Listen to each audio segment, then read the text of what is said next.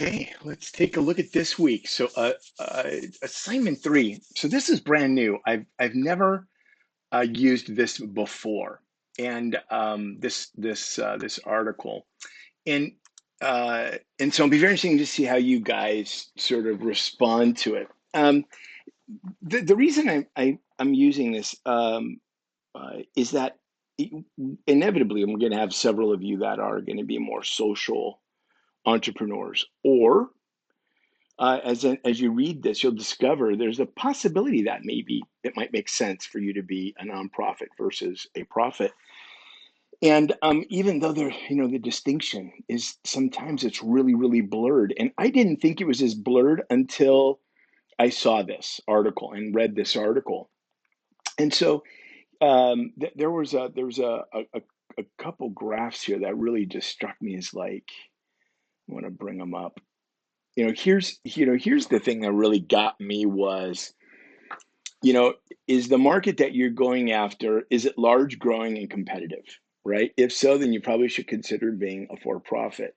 If it's small, young, and it's fragmented, which means that there's not necessarily as much clarity on the business or the market you're serving, then maybe you consider a nonprofit. Are the customers that you're going to be selling to profitable, easy to reach, and the ability to serve them at scale, which means that there's a lot of customers and you have the ability to go off and get them, right?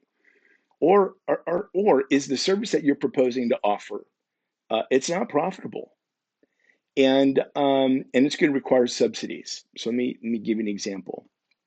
Every semester I have students that want to do something with art, right? I want to offer a program for kids, so they can do art, right? Whether it's clay or painting or something to do with kids that has to do with art. Or I'm going to have nonprofit students that want to do daycare centers, and they want to do the daycare center, but they want to do it in a way so that they're not charging $500 a week or whatever. I think that might even be more than that now for a kid, right? They're trying to offer it to working families that are struggling financially, and they're trying to be fair. Except that there are regulations and costs and fees associated with running a daycare.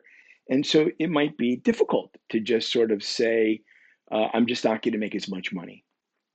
And so in those two specific, but not exclusive examples, maybe operating as a nonprofit would make sense. Why? Because the funding source, the source that would be providing some startup cash or cash in general, um, might be a foundation, right? It might be a foundation that exists exclusively to make sure that arts are provided to the kids. And which means that you're not going to be going to the kids and saying, look, I need to make $100 for each one of you in order for me to be able to provide the service.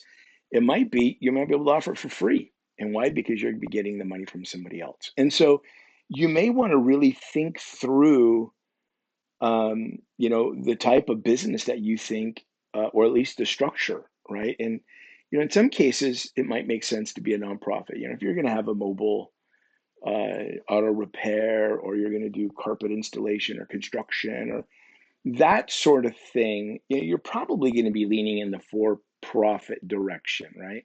You might need to go to the bank to get a small business loan or something along those lines. Unless you're doing, repairs in certain urban areas that, where people can't necessarily afford it. I don't know.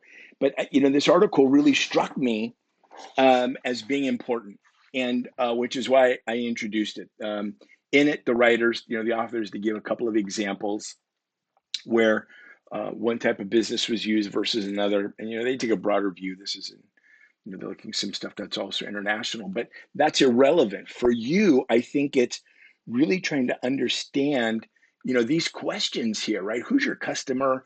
The big one. It's not going to be profitable for you to go get them, right? Because either A, they don't have the money, but really they would really benefit from the service. And I think it's just important that you think about this a little bit. You take a step back and you're like, maybe the ability for me to go get grants, a 25, 50, $100,000 grant every year to supplement what I charge my customers would make it easier for me to survive, right? And there's just a lot of really good stuff in here, or else I would not, have put it in front of you. I mean, there's some reading here, and some of it's deep, but I just felt like it was as I was reading this article myself, I was like, man, I got to get this. I got to get this to my students because there's some really deep understanding here. So if yours is easy, piece of cake. Look, I'm going to be doing this sort of business. I shouldn't be doing. I should be this. It should be that. If you really feel crystal clear, brilliant, man. Just tell me, piece of cake. Tell me. For some of you, I think that there might be sort of a fine line between the two, and maybe this could help sort of clarify. Or you're assuming you should be a nonprofit when you really should be a profit, or the other way around. Hopefully, it's helpful. And hopefully it's thought provoking. Hopefully it challenges you a little bit. And at the end of the day, you'll learn and maybe it helps you be a better entrepreneur. Peace.